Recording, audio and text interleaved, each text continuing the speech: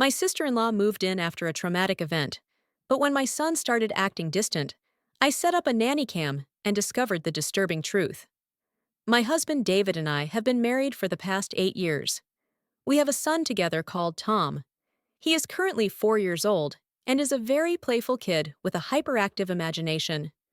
Tom has always been close to me and is a bit of a mama's boy, which I don't mind at all since I know as soon as he turns into a teenager, he will have his own interests and may not want to spend as much time with me anymore. David and I are excellent partners, and over the years, we have perfected our routine in taking care of the house, Tom, as well as having fulfilling careers of our own. Honestly, this harmony between us has been possible because I thought I had a very respectful and communicative husband like David. So, you would imagine that I have nothing to complain about on Reddit, right? Well, I am making this post today on my husband's sister Kathy. Now, I don't want to start off by showing my bias towards her, but let's just say that Kathy is extremely difficult to get along with. She has always been ice cold towards me right from the start, and this behavior has remained the same, even though David and I have now been married for a very long time. I remember during the beginning of our dating phase, David told me that his parents would easily approve of me, but that his sister Kathy would definitely grill me because she has always been very protective of him. Well, as it turns out, he was right. The first night we met with her, she asked me a bunch of questions about my family, my childhood, and about my siblings. No matter what I answered, she seemed unimpressed and had her nose up in the air the entire time.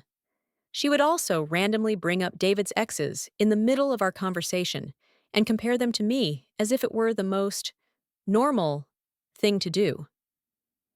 At one point during the dinner, she invited David to join her and her girlfriends for a girls' trip, telling him how he needed to clear his head before getting serious with someone.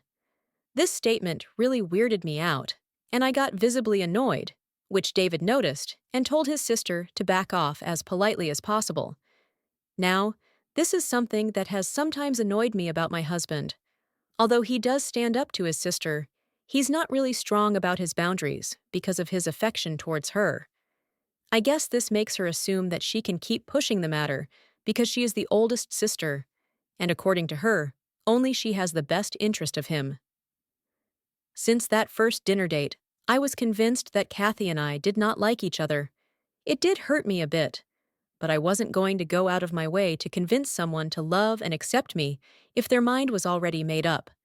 And despite this incident, I was always polite to her whenever we did meet next, but she never made it easy for me. One incident in particular that pops up in my mind immediately is David's grandparents' anniversary party. They had invited the entire family, and I was invited as David's plus one, as we had been dating for 1 year by then. Throughout the party, his family members would come up to me to strike up a conversation, and I honestly loved how chill and friendly his family was. The one person who didn't speak a word to me or even greet me was Kathy. I noticed that and kept out of her way as much as possible. At one point, his grandparents asked everybody to gather around so we could all take a group picture together. As we gathered together, Kathy loudly pointed me out and asked me to get out of the picture. David looked at her with his eyebrows raised as Kathy went on to say that maybe he would break up with me in the future and that she didn't want one of her brother's bimbos to be a part of this picture. My face got red in embarrassment as everyone looked uncomfortable as well. David tried to argue, but Kathy kept talking over him, saying how I was just a random stranger and I should not have even come to this function to begin with. I had heard enough, and I felt utterly humiliated. David had attended many of my family functions, and none of my family members had ever treated David this way. I excused myself and walked back into the house so I could look for my car keys. I had no intention of spending a minute longer with that woman. David and his parents came rushing behind me, trying to apologize. His mother tried to convince me to go back with them, but the moment had been ruined. I could hear David's grandparents chastising Kathy loudly, and I felt even more guilty for ruining everybody's day. I left immediately, and that evening, I even contemplated breaking up with David as I knew I could not handle someone like his sister. However, as it turns out, David came to my place with flowers and pastry to apologize. He told me how everyone had laid it on Kathy for being rude to me, and that he had threatened to cut off things with her as well, which had apparently made her cry. He told me that he was getting fed up with his sister's antics, and that he didn't want anything to do with her. We did talk a lot, but I felt reassured that he stood up for me. In the days that followed, David kept his word. We stopped meeting with Kathy altogether, and he stopped picking up her calls. She would sometimes show up at his house unannounced, so he changed all his locks and asked his parents to talk to her so that she could respect his private space. His parents supported his decision, so Kathy had no choice but to accept the fact that her brother didn't want anything to do with her. We thought this would make her think and regret the way she treated me, but as it turns out, it had the opposite effect. She started calling me and texting me, and she would leave me threatening messages, blaming me for everything. The tip of the hat was when she showed up at my work one afternoon, demanding to meet me. Luckily, my manager intervened and kicked her out, but I was really shaken up.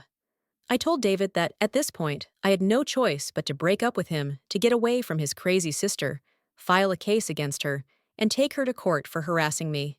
David started to cry hearing this, pleading with me that there was no reason to break up, and begged me to give him a chance so he could take care of it. He then convinced his parents to set up a meeting between him and Kathy at their place, where they ultimately had their last conversation.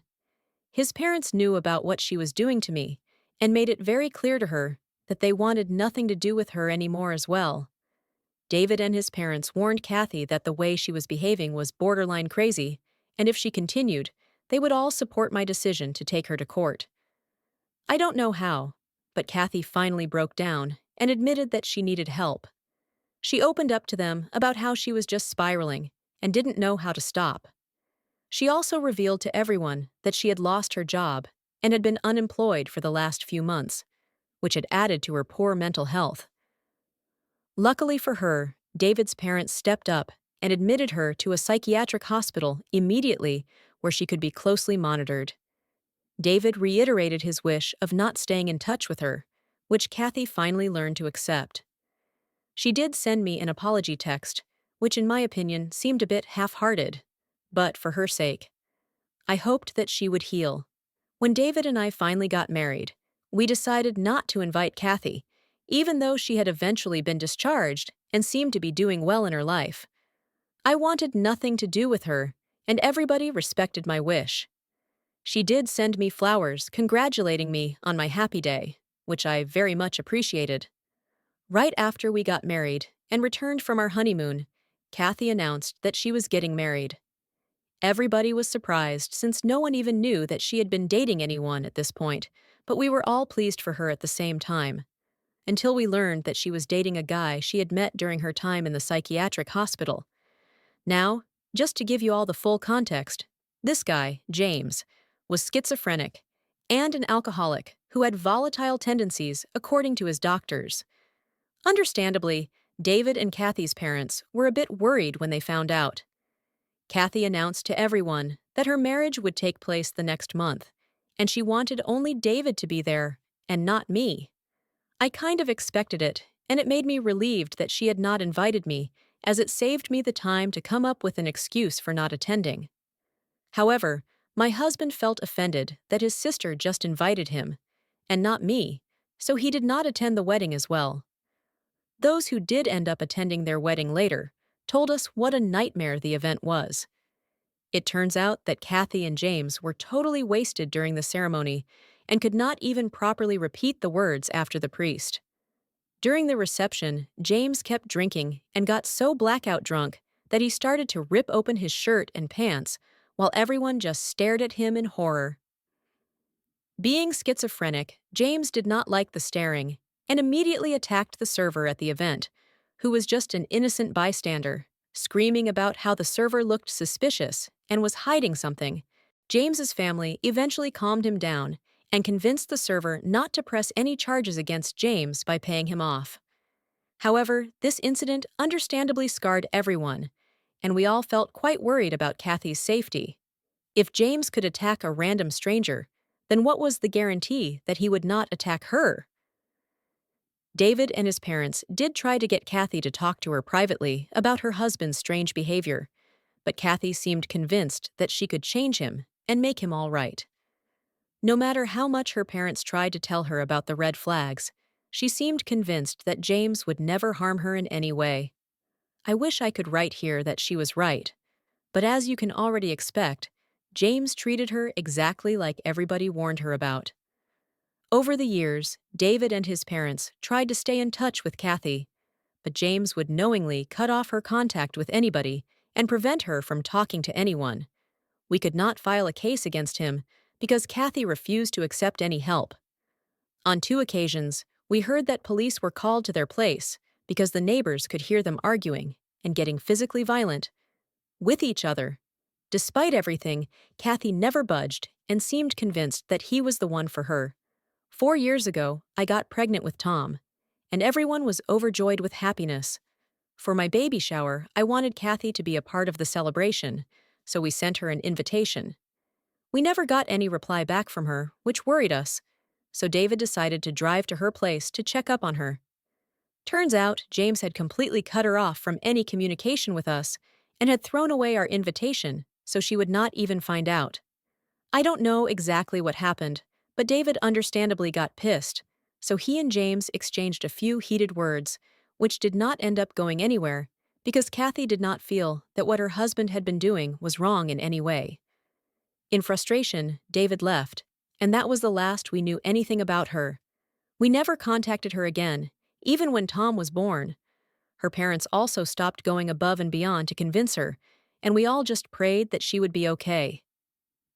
These past few years after Tom was born have been utterly peaceful and full of love. David and I never had any major issues to begin with, and now we have both reached a wonderful understanding and rhythm in our marriage. Tom is a very, very curious kid, and he keeps us busy with his antics. David's parents visit us every weekend so they can babysit for a few hours, while David and I have our weekly date night. It gives us some time off while the grandparents spend quality time with Tom.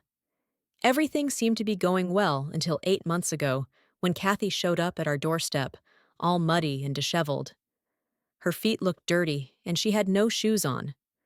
We immediately let her in, and I rushed to bring her a blanket, as she seemed to be shivering. We had not seen her for years at this point, so we didn't know what to say.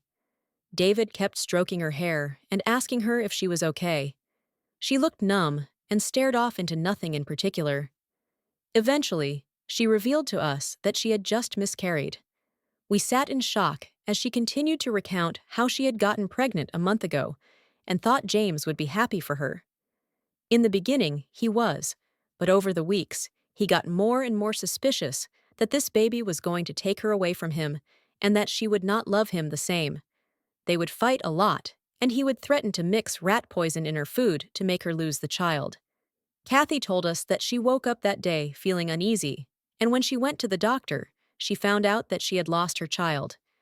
She felt so sick and numb that she could not get into the car and drive back home, so she decided to just walk. Somehow her brain led her up to our house, but I guess she must have at least walked 20 blocks or more barefoot. She did not remember why she had no shoes on. I felt so sorry for her and immediately gave her a hug.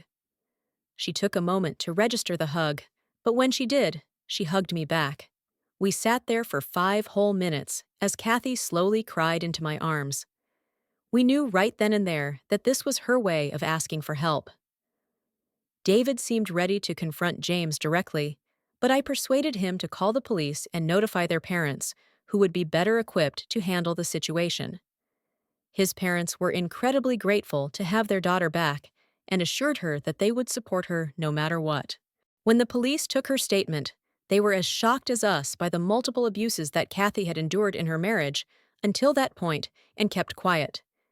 James was then immediately arrested, despite his protests and threats. He did keep denying it until the very end, saying that he had nothing to do with her miscarriage. But as it turns out, from Kathy's report, she had indeed been poisoned by him, which led to the loss of her baby. Long story short, because of James's mental issues and his incompetency to stand trial, the judge sent him to a psychiatric facility for treatment indefinitely. This decision was obviously frustrating, but we were also grateful to have Kathy back safe and sound. I have to clarify that all my previous feelings of animosity towards her had disappeared at this point. As a woman, I felt bad for her, and I wanted nothing but to forget our past so that we could keep moving forward. I wished nothing but for Kathy to heal after all this ordeal. She also seemed calm around me and was no longer mean. When we felt that she was ready, we introduced Tom to her, as we thought it would help her recover faster. She got extremely close to Tom in a short time, which none of us minded really. I guess this should have been my first red flag. Over the weeks, she would find ways to spend more and more time with my son by showing up unexpectedly at our place without calling first. She was staying with hers and David's parents, so she could easily just drive over. She would insist on giving Tom baths or reading him his bedtime stories, which at first seemed like a kind gesture. However, her increasing presence started to feel a bit weird. It reached a point where Kathy would come over almost every day unannounced and always find a reason to stay longer than necessary. She'd bring toys and gifts for Tom, always seeking to be involved in his daily routines. She would also weirdly comment about his clothes or about his hairstyle, telling me how Tom would look better this way or that way, which bothered me a bit. While I appreciated her efforts to bond with him, it began to feel like she was slowly getting back to her old ways of undermining me. However, this time, instead of her brother, it was about my son, and my mama bear instinct kicked in. I talked to David, who assured me that maybe I was just overthinking and that his sister was just trying to cope with her pain. He reminded me how she had just lost her child, which made me feel guilty. So, I decided to just let her be. If taking care of my son made her feel happy for a few minutes, then what's the harm here, right? As the days went on, I tried my best to be accommodating with her presence in our house constantly. She started to look after Tom every day when we were at work and would even take him to play at the park in the evening. Sometimes, when I would come back home, I would notice how my son did not show the same enthusiasm for me anymore as he always did. He never ran up to greet me anymore and would look at me curiously. After Kathy would leave, I would try to talk to Tom about the day and if he had any troubles with Kathy around, but he would not participate much in the conversation. My son, who was always joyful around me, seemed sad and less enthusiastic. As his mother, I felt really worried about the change in my son's behavior, but whenever I tried to talk to my husband about it, he would gently tell me that I was just thinking too much about trivial things. David would try to assure me that it was all in my head and that Tom was just growing up. However, the nagging feeling inside my head kept bothering me, so I talked to one of my keel workers about it, who gave me the brilliant plan that I could buy nanny cams from Amazon and install them in my son's room and our living room to keep an eye on Tom. This was an ingenious idea, and I bought 2 cams immediately. I never told David about this, as I did not want him to dismiss my feelings yet again. Yesterday, I came back home, and after Tom went to bed, I decided to the nanny cams I had set up. David was watching TV downstairs, so I sat in my study room to watch the video, which had audio as well. At first, it was just Kathy taking care of Tom and playing around with him. She seemed really good with children. However, imagine my surprise when I saw Kathy bring out a book from inside her purse, which was not something I had noticed before. Generally, we have age-appropriate books to read for our son in his room, but this book was different. She read the book to Tom before his nap time in the afternoon. As I listened to her reading the story, I realized the story was about adoption and how a mother sometimes gives up her child to another mother to be taken care of. As Kathy kept reading the story to my son, she would add in how this is why she had left Tom behind in my care all those years ago, because she wasn't ready then.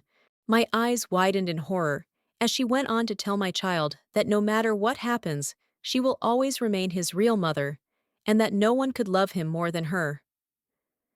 She kissed his forehead and left him to take his nap. My hands shook in anger as I finally understood the crap she had been feeding my son for God knows how long, which had clearly made my son behave weirdly around me. This poor child must be feeling terribly confused and just did not know what to believe. I was ready to storm downstairs and ask my husband to never let his sister inside our place ever again, but something stopped me. Instead, I decided to take the day off so I could spend some alone time with my son and find out what exactly Kathy has been telling him to brainwash him. When I told Kathy today that she did not have to come over and babysit, she freaked out, insisting that she loves spending time with my son. I firmly told her to back off and that I wanted the day with my child. David did ask me if I was feeling well, and I assured him that everything was okay, but that I just needed a break. Later, I took my son to his favorite park so we could play around the whole day. We had pizza and spent the whole day laughing and having a good time before bringing up the conversation. I wanted my son to feel safe around me. When I did start asking him about what his aunt and he had been talking about, he got a bit quiet. I promised Tom that he was not in trouble in any way and that I just wanted him to know that he could talk to me about anything. And this is when my son spilled the truth. He told me how Kathy had been trying to convince him for weeks that she was his real mother. Even though he did not really believe it, she would also tell him how I would eventually leave him because only real mothers love their children. Because of her insistence, he felt scared of asking me about it in case I would really kick him out. He told me that he loved me and he did not want to go and live with Kathy. Hearing those words, my heart broke for him as I stared at his tear-streaked face. He looked so small and vulnerable, a stark contrast to the joyful and playful boy I knew so well. I knelt down to his level, gently took his hands in mine, and assured him that everything was going to be okay. We would get through this together no matter what. I hugged him tightly, feeling the weight of his fears and pain. I felt like a loser for having failed to protect my son from this psycho. I assured him he had nothing to worry about, and that David and I would take care of this. However, my son then informed me that David already knew about all this. I asked him what he meant, and he said, "I asked Daddy. He knows about this, but he told me not to tell you anything." The blood drained from my face as I realized that my husband, despite finding out what his sister was up to, had chosen to protect her instead of our son. He already knew about everything. I could not let my son around these people anymore. I did not want my son to be confused and frightened about his own mother. I was his mother, and it was my job to protect him from this. I quickly drove home and packed our bags. I told my parents I was coming over to their place, and if David asked, we would tell him that I missed them and wanted to spend time with them. Luckily for me, my parents are very supportive, so they did not even hesitate to say yes. As I'm writing this, I've already talked to my parents about everything, and they are as shocked as me about what Kathy has been telling my son. David did call me when he must have returned home to an empty house, but I tried to sound as normal as possible, telling him that I needed a break from our place and my work. He did sound curious, but I assured him that I would stay with my parents for just a few days. We seldom fight, so I guess he didn't think much about it, even though my behavior must have seemed strange to him. I am so conflicted right now. I have no idea what I should do. How should I be confronting this situation? Aita for distancing my son and me from my husband's crazy sister? Update 1. Wow! I woke up to almost 600 plus comments under my post. I can't believe so many people even use Reddit and have come across my post.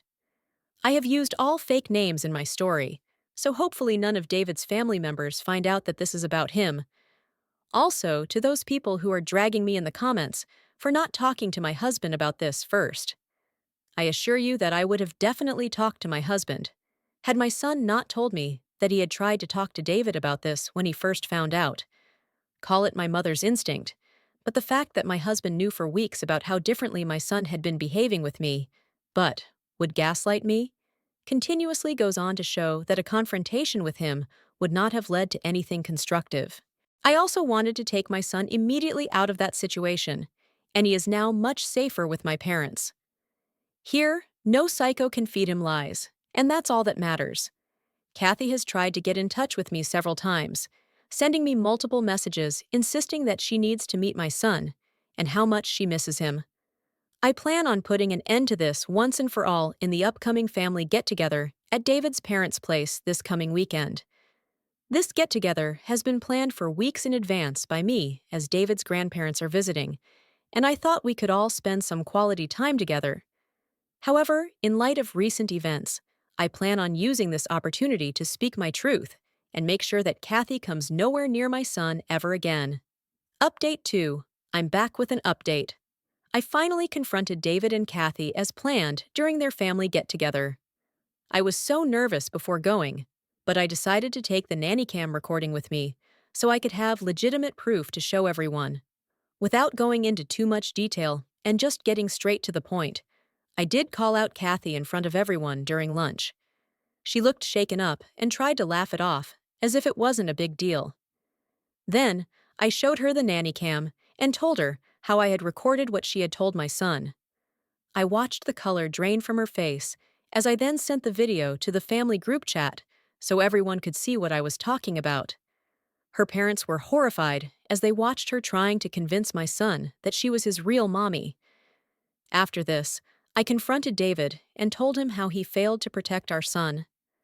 My husband looked really guilty, but tried to justify it, saying he didn't think much about it and thought that this would help his sister get over her grief. He felt torn between supporting his sister's recovery and telling me about it, but ultimately, he chose to keep quiet. I informed him that because of his actions, I did not trust him anymore and could not let my son around him or his family ever again. For the first time in a long time, I watched my husband break down in tears, but I did not budge from my decision. I informed him that I couldn't have my son grow up in a family where his dad refused to stand up for him just to protect his mentally ill sister. David and Kathy's parents and grandparents apologized to me and assured me that they would make sure that Kathy came nowhere near our son ever again. Kathy looked utterly humiliated, but didn't even have the shame to apologize once. David kept justifying his actions, but I paid no heed. I left shortly after this confrontation as my work here was done, and I wanted nothing to do with either of them anymore. Update 3. I see some of you are confused with my decision, so I just wanted to clarify. Yes, I plan on divorcing my husband.